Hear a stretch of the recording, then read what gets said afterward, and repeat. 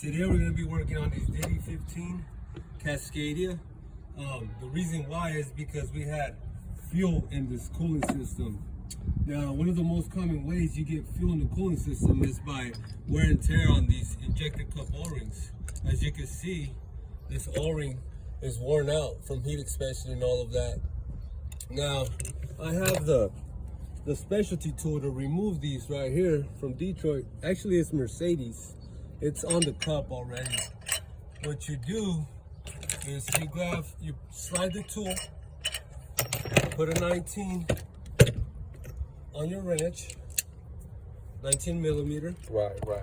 You crack it, and if you want to be a little bit faster, you can put your impact back on there, gun it out.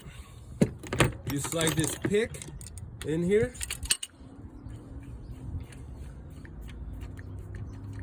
Then it slaps right out. Now what happens is that pick, this tool has two teeth here. So this pick, when you drive it in, it spreads out and allows you to extract the cup.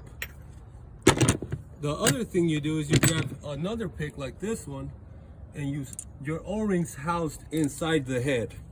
So you grab the pick, you try to stab the O-ring just like that. You stab the O-ring. All right. Oh. Until you get it out. There's the O-ring. We got it. I'll show another process on how to install in here shortly.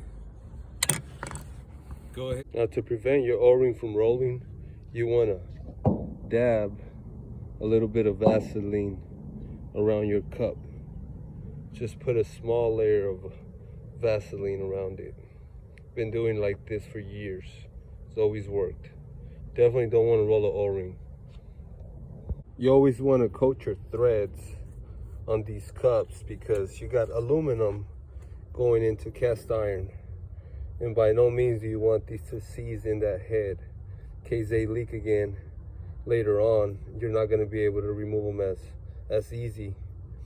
Every time you put aluminum into cast iron, they'll seize up. They're bound to seize up. So you always want to coat these by specs with anti-seize. Now the specs on these injector cups are 37 foot-pounds. Then you back up 180 degrees, which is half a turn. Then another time you tighten it back down to 37 foot-pounds. And then your injector cup will be seated.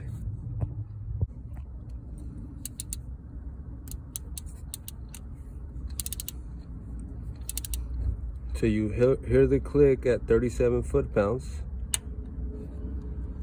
You set your torque wrench back on reverse.